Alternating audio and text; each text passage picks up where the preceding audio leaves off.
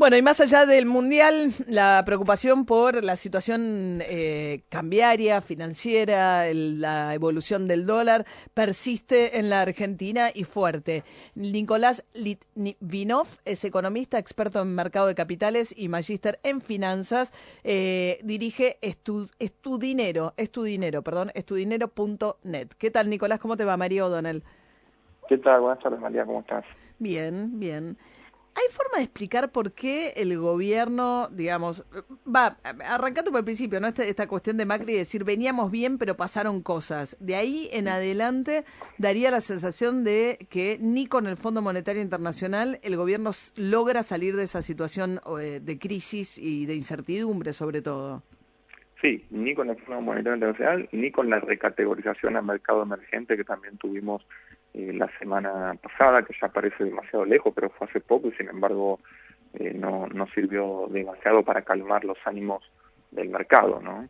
Sí, yo pienso que hay distintas explicaciones sobre lo cual está pasando. Yo tengo mi teoría, pero seguramente en función de la línea por ahí ideológica o de interpretación de la realidad que pueda tener cada economista pensará distinto, ¿no?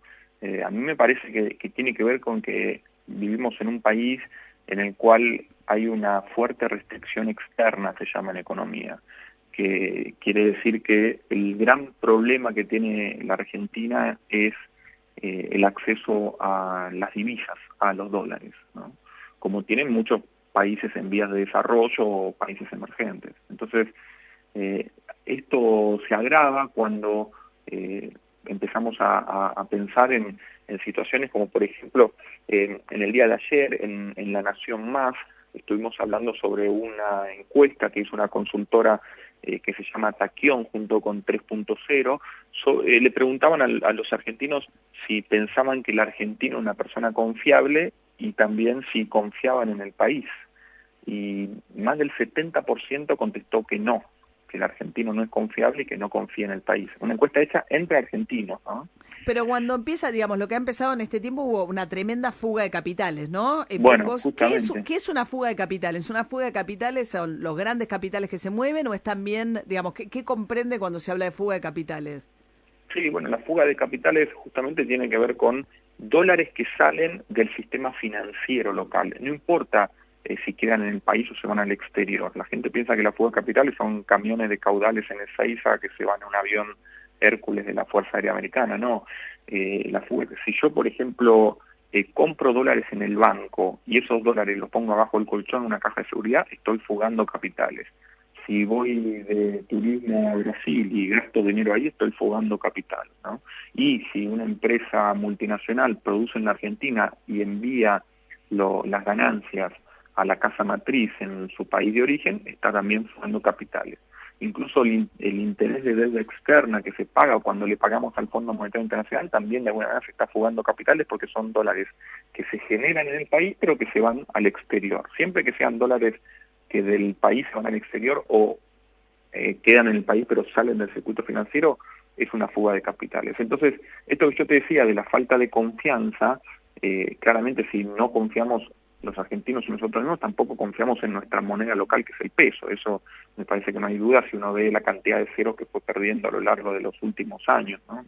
Y justamente este gobierno encaró desde el principio un tipo de política inversa en donde mostrándonos que en el exterior confían en nosotros, tenemos que empezar a confiar nosotros en nosotros.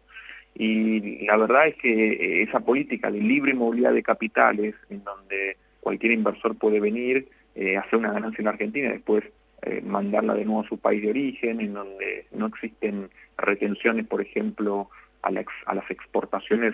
Ahora en estos momentos es una devaluación del 60% y el dólar cerró en 30, el dólar futuro en el ROFEX a diciembre está en 34,5 y a enero en 35 pesos.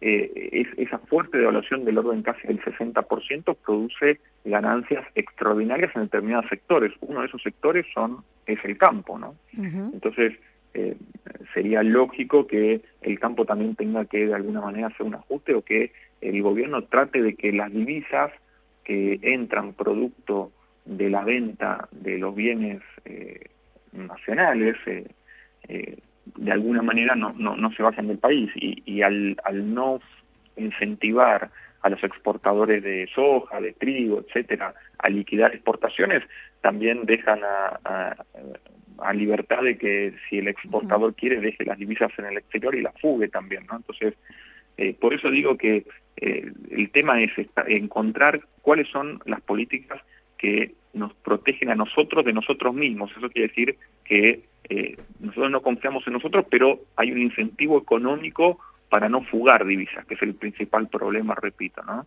Y encontrar no hay incentivo, hoy no hay ningún incentivo para no fugar. No, al revés, hoy los incentivos están para fugar. Para sacar la plata del sistema financiero. Nicolás, local. ¿qué tal? Buenas tardes. Daniel Stenger, te saludo. Sí, justo recién decías, los incentivos hoy están puestos para fugar.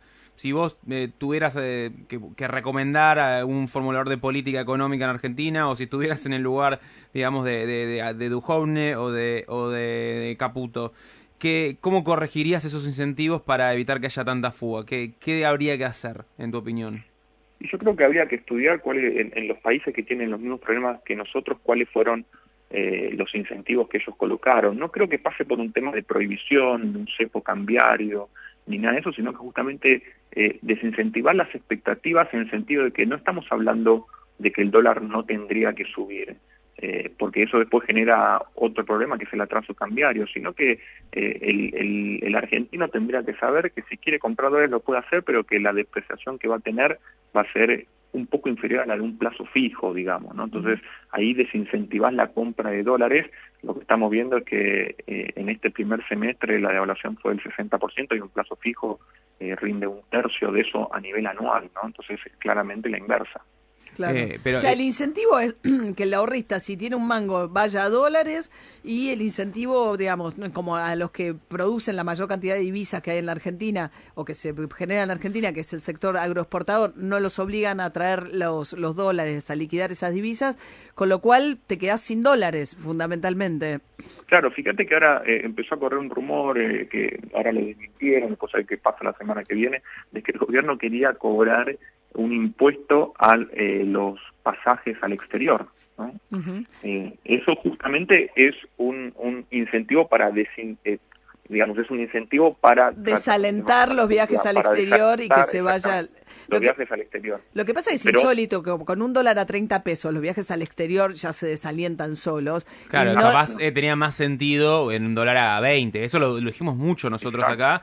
Era ridículo lo que pasó en 2017, que vos tuviste 10.000 palos verdes, 10.000 millones de dólares que se fueron por el turismo al extranjero. Digamos, que Argentina tenga 50.000 hinchas en Rusia tiene que ver con que el dólar hace 6 meses estaba muy apreciado y que, mejor dicho, el peso estaba muy apreciado y que no había ningún cierto tipo de mecanismo para desincentivar tanto turismo al exterior, digamos. Pero a la vez no seguís bajando retenciones y no los obligás a liquidar las divisas. Todo eso. Es una cosa rarísima, no rara, me parece que por lo menos no eficiente por lo que estamos viendo.